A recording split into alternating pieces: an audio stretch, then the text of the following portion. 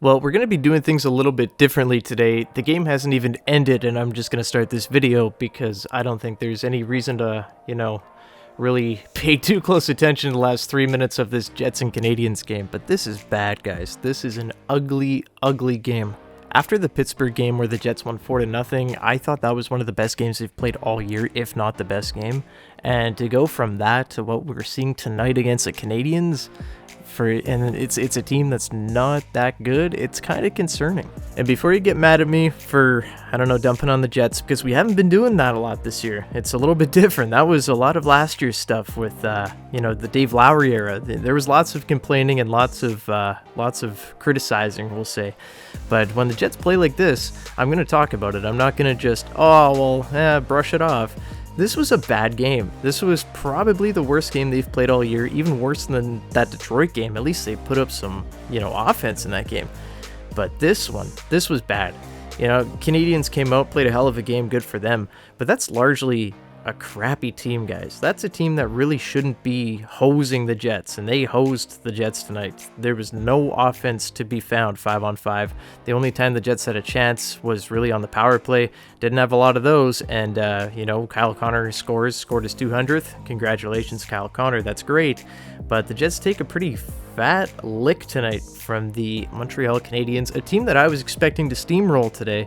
And that did not happen. Like, not one guy played good tonight, guys. Like, nobody stepped up. Philly Heinola, checks back in after being ill for the past week and a half. He looked terrible tonight. He actually got benched for a little bit of the game. Nate Schmidt looked bad. Neil Pionk looked bad. Brendan Dillon looked like Mark Stewart. Even Josh Morrissey. Everybody looked so discombobulated on the back end tonight. I don't know what's going on there.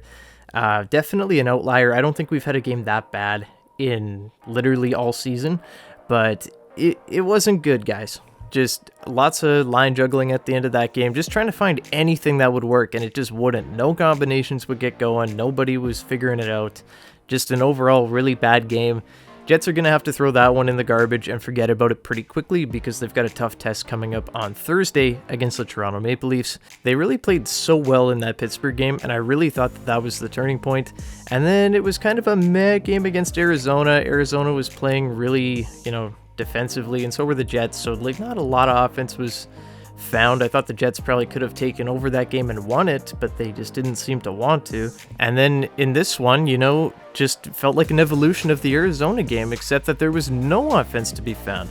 And it's frustrating because obviously the season has gone so well for the Jets. 59 points, best in the West, whatever you want to say about them. It's been a really great year and way above pretty much everybody's expectations. I don't know one person that was talking about the Jets being a cup contender. But alas, here we are, and they're doing really well. But the last little bit here, they've kind of fallen off a little bit. And it's not to say that they're going to just keep falling. I don't think that's the case. I think they're going to bounce back. But you can't be playing like this against teams like Montreal. And again, Montreal played a really good game today. That was impressive from a team that's largely very young. However, when you are considered a, playoff team, playoff cup contender team, you do need to figure it out and win these games, because when you go into the playoffs, it's not going to be he'll get them next time. It's go big or go home.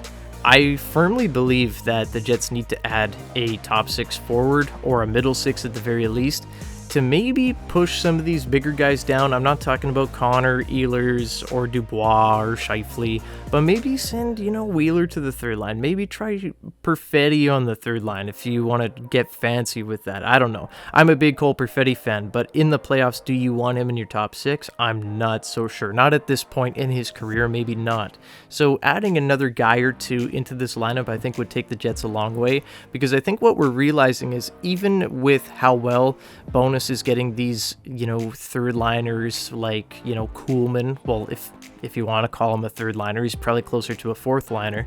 Axon Johnson, Fialbi, all these guys that were, relatively unknown to the Jets before the season started, they have been playing great, and Bonus has been getting a lot out of them.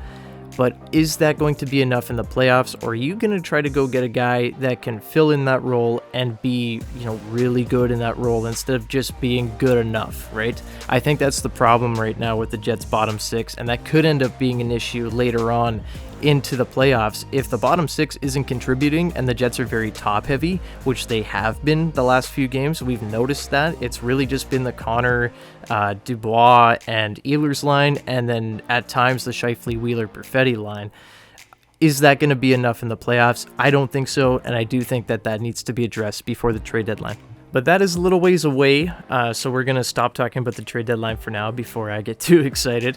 I think for now, the Jets just need to, again, throw the tape away, find their structure, and just tighten up a little bit. That's all they need to do. After that game, I'm sure they'll be hungry, going up against Toronto. I'm sure they're going to be putting their best foot forward. We do have Nikolai Ehlers back now, and we know how much Nikolai loves to play against the Leafs. He's always lighting the lamp, so hopefully he can spark the Jets on Thursday. But for now, guys, I'm going to hop on out of here. Thank you so much for watching. What did you think about the game? Leave it down in the comments down below. Always love hearing from you guys.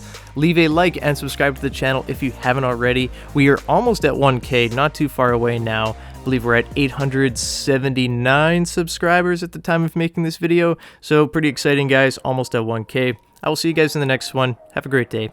Bye-bye.